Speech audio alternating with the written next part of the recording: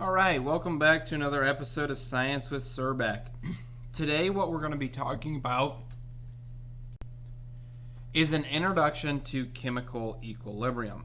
Now, before we get into the details of the notes, there's a couple of objectives that I want you to be able to identify by the end of this video. So the objective that I have for you is write the equilibrium constant expression for a chemical system at equilibrium, whether heterogeneous or homogeneous, using the law of mass action.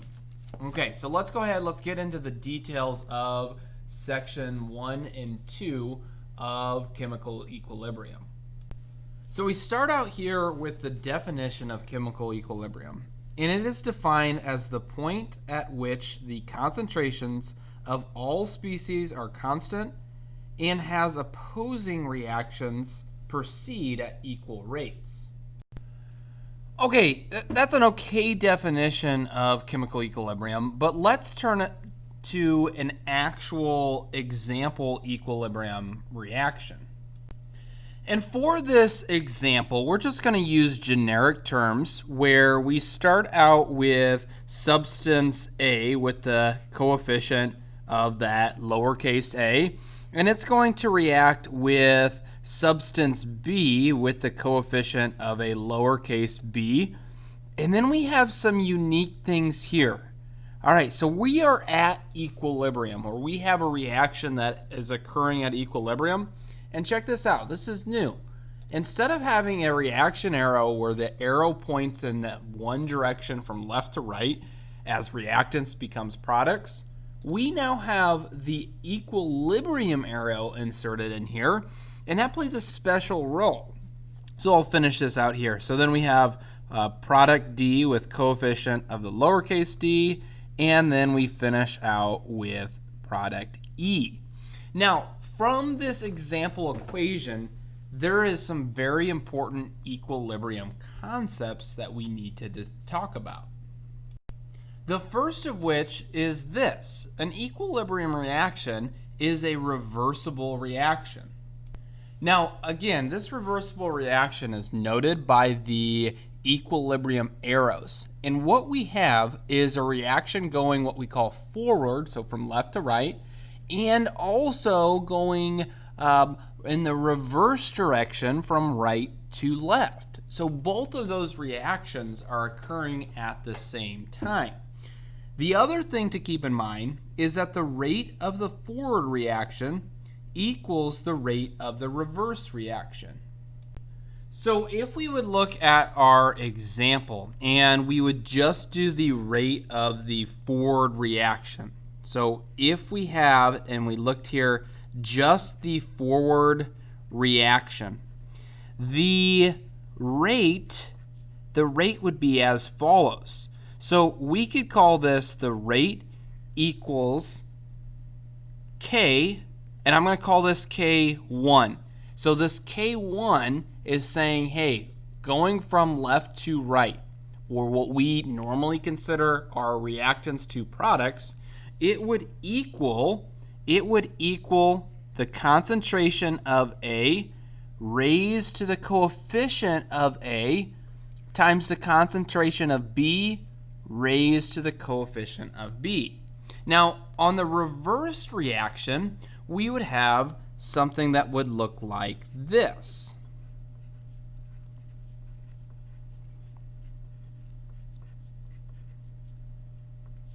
The rate in this case here, we're just going to call this K inverse 1, and this is saying, hey, this products D and E are now our reactants, and they're going from these particular reactants and reforming those original products. So we have a forward and a reverse reaction, and that would be equal to the concentration of D raised to the coefficient in front of D, and then the same thing times the concentration of E raised to that coefficient in front of E. Now, another thing to keep in mind here about equilibrium is that when a system reaches equilibrium, the forward reaction and reverse reaction continue to occur. And then in our example, the easiest way to explain this last point is as follows. So the concentrations of A, B, D, and E at equilibrium are constant and non-zero. All right, so to help emphasize what we've just talked about or what we've just introduced with our chemical equilibrium, I have some graphs that I would like to discuss. Okay, so for these graphs, these are equilibrium graphs.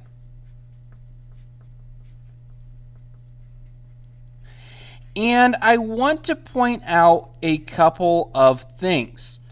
Number one, this first graph represents the concentration of each of these substances involved in this equilibrium reaction. And then it also shows when equilibrium is reached. Now, I want to point out two things. Well, actually three things. But in this graph, for N2O4 and for NO2, when these things are at equilibrium, or this system is at equilibrium, notice how the concentrations of NO2, so the concentrations of NO2 and the concentration of N2O4 are non-zero. They are not at zero. There's some of each of these things in our equilibrium expression. The second thing that I want to bring up is that the concentrations of NO2 and N2O4 are constant.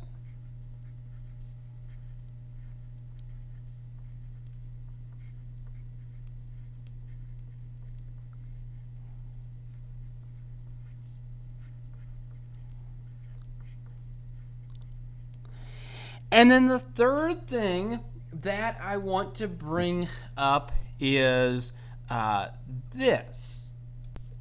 Just because this system is at equilibrium does not mean the concentration of NO2 has to equal the concentration of N2O4. So again, just to emphasize this, the concentration of NO2 is not equal to the concentration of N2O4. Okay, so don't confuse concentration with what I'm about ready to talk about in terms of the rate. Now, notice here we have the same graph. The only difference is that we have the rate being discussed on the y-axis. Here, I want to point out this, is that when the forward and reverse reaction reach equilibrium, we have this. The rate, and the point I want to make here, the rate of the forward and reverse reaction are equal.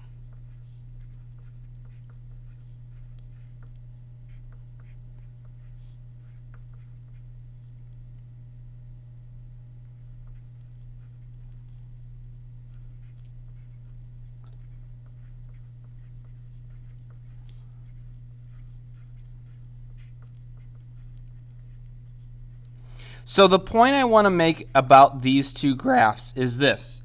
Yes, the concentrations have to be non-zero. They also have to be constant, meaning once they reach equilibrium, they do not vary. They're going to stay the same. But those concentrations of those things do not have to be equal. However, the rate of the forward and reverse reaction at equilibrium has to be equal. So those are some very key things to keep in mind. Now what we can do is we can take this one step further and we can get into an example. All right, so here is our example for our equilibrium. Okay, so it's going to be of those graphs that we just saw. We were talking about N2O4 and NO2. Now, what this is actually defined is an equilibrium mixture. And an equilibrium mixture is defined as the species in a chemical equilibrium that have concentrations that do not change. Now, this equilibrium mixture is going to be a result because the reaction is reversible. Now, let's actually get into details here about what I mean about the forward and reverse reaction. So let's start with the forward reaction, and we are going to write the rate law that is related to the forward reaction in our example here. So in our forward reaction, we have N2O4 decomposing and going into our NO2. And so when I say write the rate law for the forward reaction, we would have this. We would have the rate equals our K, and I'm going to put this KF as our forward reaction. So the F just stands for the forward reaction, and it's going to be multiplied by the concentration of our N2O4, and it's going to be raised to the coefficient that's in front of N2O4. Well, that coefficient is 1, so we're just going to leave it like this. Now, if I talk about the reverse reaction, what I'm talking about is NO2 is actually our starting substance or our reactant, and it is becoming N2O4.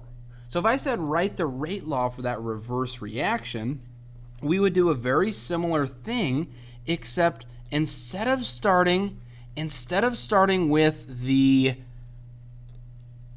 rate law with N2O4, we're going to start the rate law like this. So the rate of our K is going to be called KR, and that R is just standing for the reverse reaction, going right to left. And it's going to be multiplied by the concentration of NO2 raised to the coefficient in front of NO2, which is a power of 2.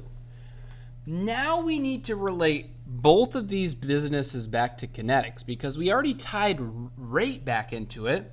Why don't we tie this back into kinetics? So I'm going to put this. I'm going to put relation to chemical kinetics here. And so what I'm going to do here is, because these rates, remember if you think back to our first page of notes, these rates are equal to each other. So what we can actually do is this. We can set the forward reaction, so KF times the concentration of N2O4 equal to KR times the concentration of NO2 raised to that second power. And then what I'm going to do is this. I am going to solve and get my K's on each side. So how I'm going to do this is I'm going to reverse or manipulate this equation where I divide each KR for our reaction. And when I do this, what would happen is this. What I get, because the rates are equal, is as follows. If I solved and I got, again, KF over KR equal to this. The concentration of NO2 squared divided by the concentration of N2O4 raised to that first power. Now, this right here would be equal, and I'm going to make a big box here, to a big constant. This would become a constant, and it's because those rates are equal that we can say that this is a constant. And so with that in mind, if we have the rates that are equal, and if we set it up and manipulate the rates to be equal and solve for it like this, and we know that we can get a constant out of this, we need to make some important points about equilibrium. The first point that we must make is this: the concentration of reactants and products no longer changes with time. The other thing to remember is that for equilibrium to occur, neither reactants nor products can escape from the system. And then we have to remember that a particular ratio of concentrations is going to be a ratio in terms of a constant. So again, what this is saying is that this ratio of concentrations, which we talked about up here, is equal to a constant.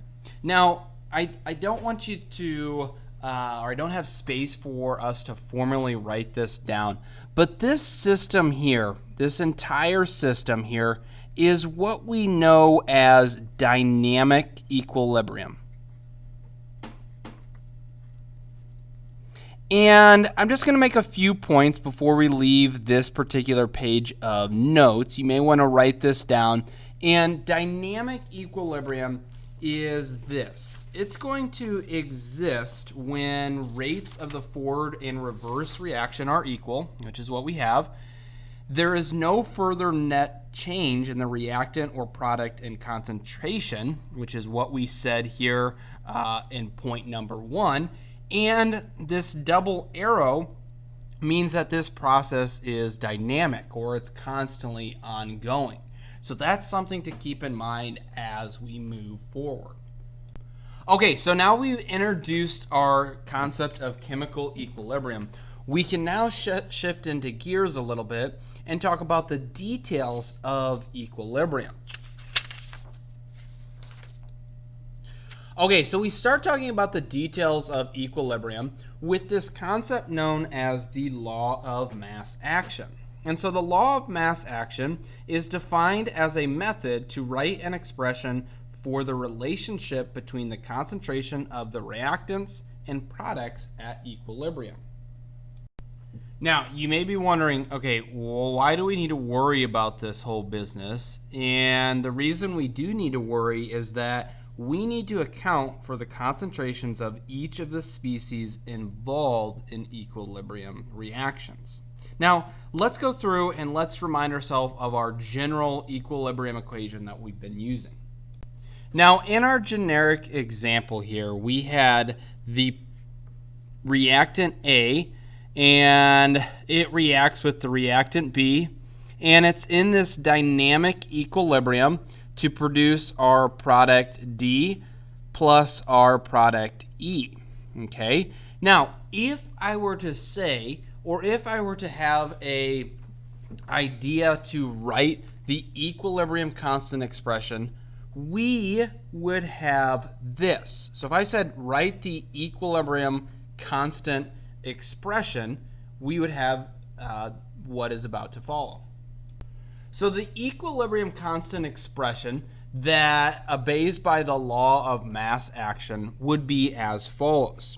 We would have Kc, which is our constant, which is equal to the concentration of D raised to that coefficient of D times the concentration of E raised to the coefficient of E, all divided by the concentration times the coefficient A times the concentration of B raised to that coefficient of B. Now, Kc is the equilibrium constant. And what this C represents is that we are using those molar concentrations to evaluate the constant.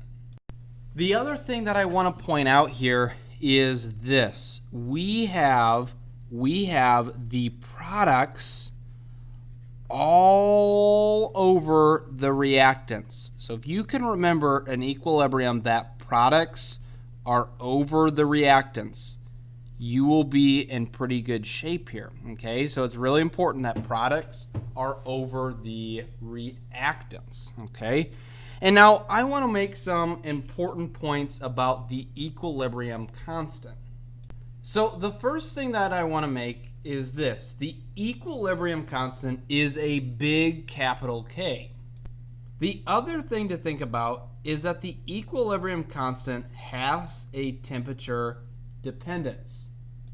What this means is that K should be reported with a temperature. The other thing to think about is that the equilibrium constant expression always has the same form. And that same form is products over reactants. Again, we emphasize it up here, but we're going to emphasize it here. Products over reactants. So it's always going to have the same form. And then the other thing to think about here is that sometimes we will use the equilibrium constant expression as Kp. Now the P stands for pressure. Now there's not much different between a Kp and Kc except how we express it. And I'll show you this on an example that we have here. So let's go ahead, let's transition to our example that we have for writing the equilibrium constant expression.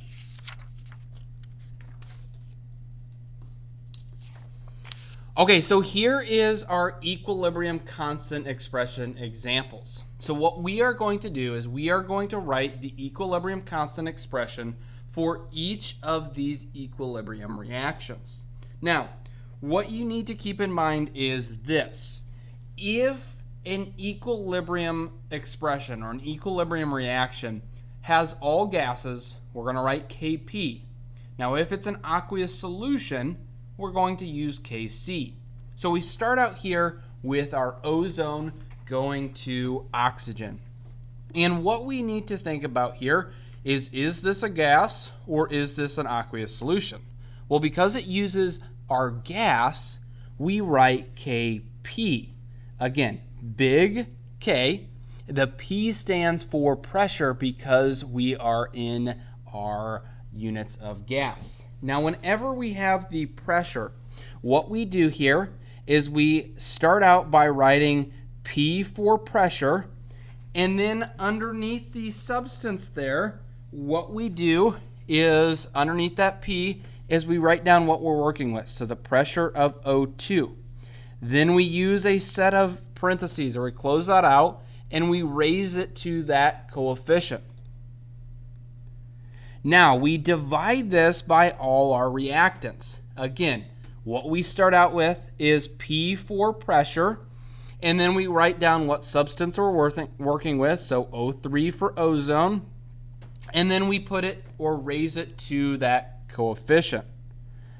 Again, I want to emphasize this, that products are over the reactants. Now, we're going to go down, we're going to do the same thing for this problem here. Again, we evaluate here, we have all gases, so that means we're going to use Kp. Now, to write the equilibrium constant expression, we're going to have products over reactants. So, our product, our only product, is going to be the pressure of NOCl raised to the coefficient of 2, all divided by the pressure of the substance NO raised to the power of 2 times the pressure of Cl2 raised to the power of 1 because that is a coefficient.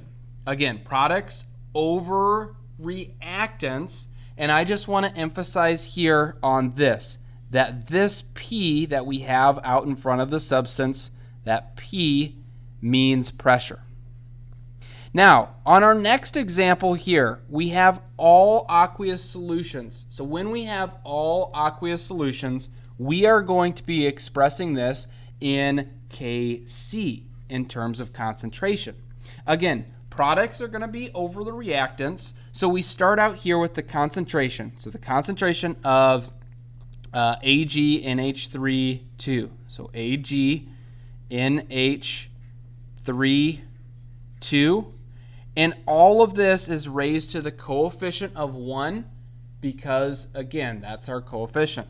This is all divided by our reactants. So we have Ag plus raised to the first power times our NH3, the concentration of NH3 raised to the second power. Now, very important that we must have brackets to represent concentration. All right, let's put this all together in one final example.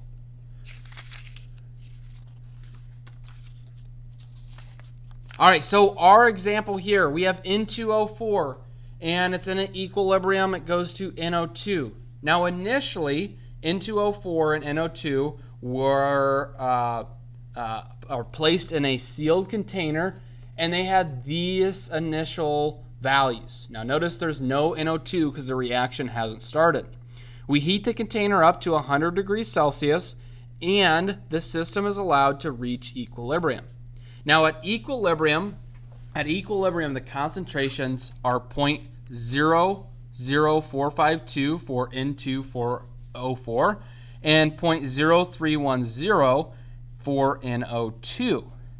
We want to know what is the equilibrium constant for the system at 100 degrees.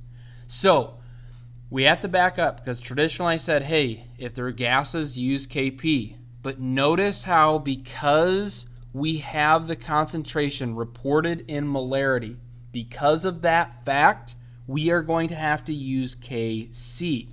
So the first thing that we need to do is we need to write down what is our equilibrium constant expression. Well, we are going to have products, which is NO2. And again, the reason I'm using concentration is because that's what is reported. I realize that these are gases. NO2, we raise it to the second power because that is the coefficient. We divide that by the reactants, which is N2O4, and we raise it to the first power because that is the coefficient.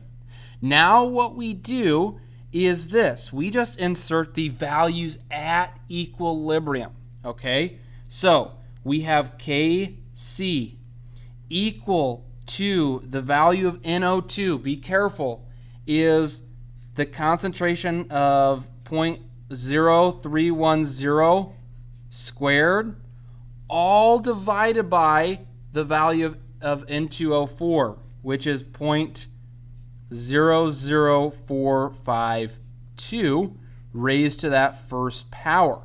Okay, so now what we're going to do, we're going to grab our calculators, and we got to be careful here because this is the coefficient of 2, which means we raise it to the second power. So what I'm going to do is I'm going to have 0.0310, and I'm going to square it. I'm going to go to the second power there. All right, now I need to divide that. I need to divide that by 0.0045452. And what I get for my Kc is 0.213.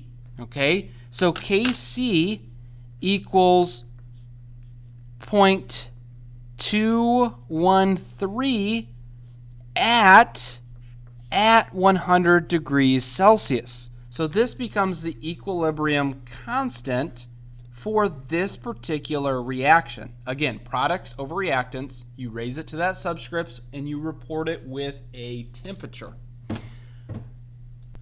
All right, so I hope you have enjoyed this episode. I hope you've got an introduction to chemical equilibrium. And if you haven't already, make sure you have subscribed.